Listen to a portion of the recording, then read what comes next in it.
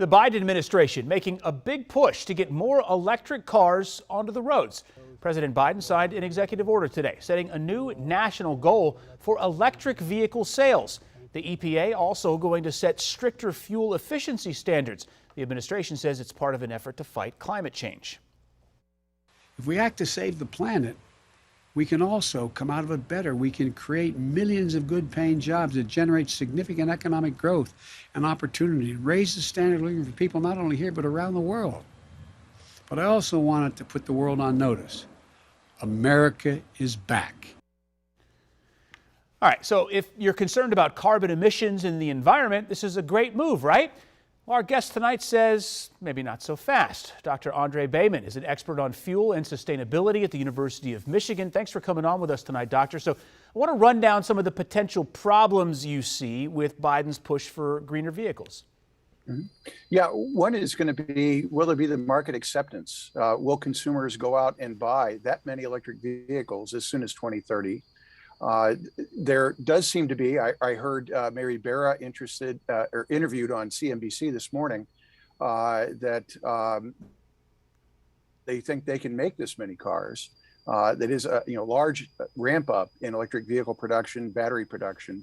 But will there be market acceptance? Will the prices drop to where they are affordable for a broader segment of the driving public?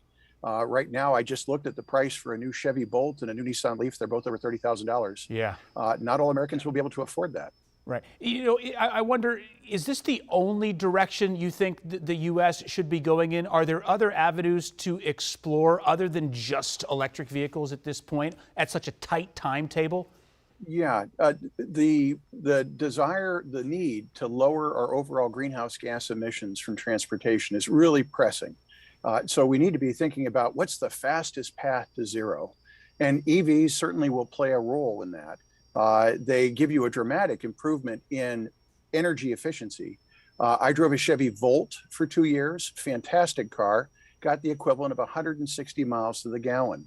But running on electricity that is still very carbon intensive, that still is made with fossil energy, there's a limit to how low your carbon footprint can get with an electric vehicle.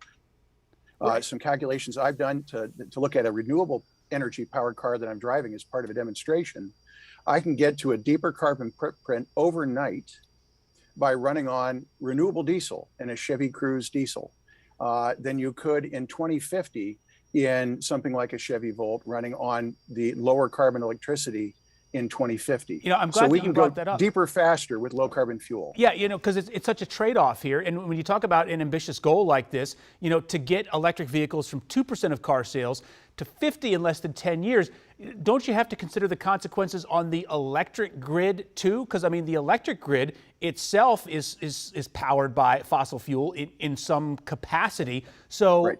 How would this affect the electric grid? If we went to 50% EV today like that, would the grid even be able to handle it? Well, one projection I saw was that California alone would need to meet the 50% electric vehicle penetration. No, it's across the whole marketplace. We're talking about one model year, 50% vehicles. But if half the cars in California were running on electricity, they'd need to generate an additional 120 terawatts of electricity. Now, if that comes from mostly renewables, although it may come somewhat from natural gas, then we can do that downward drive in greenhouse gas emissions for transportation.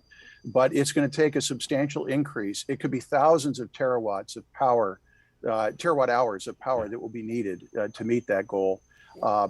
And again, we need to act fast. That's what the Intergovernmental Global Climate Change Panel said in 2018 in their groundbreaking special report, that we have to act fast. We have to actually act faster than all the models predicted previously. Yeah. So we need a mix. And I applaud President Biden for pushing this hard in this direction. EVs are fun to drive. I can tell you, as a former owner of an EV, it's a blast. But so are turbo diesels. When I can drive around feeling that I have, and knowing that I have reduced my carbon footprint by more than 64% just by my fuel choice. The challenge on the fuel side, Dennis, we have to make all that renewable fuel and displace petroleum. And that's another huge challenge. Yeah, and when you talked about California, they're not going to be able to make that up in hydroelectricity. We know that they're already running out of water, so that'll be another challenge. It'll be wind and solar. That will with. certainly be, but natural gas also can be deployed readily. Gas is cheap because we are so abundant in gas resources. So there'll probably still be some carbon intensity to electricity for a long time to come. Yeah, listen, some great perspective on this. We really appreciate your insight. Dr. Andre Boehmanare there from the University of Michigan in Ann Arbor. Thank you. Thank you, Anna.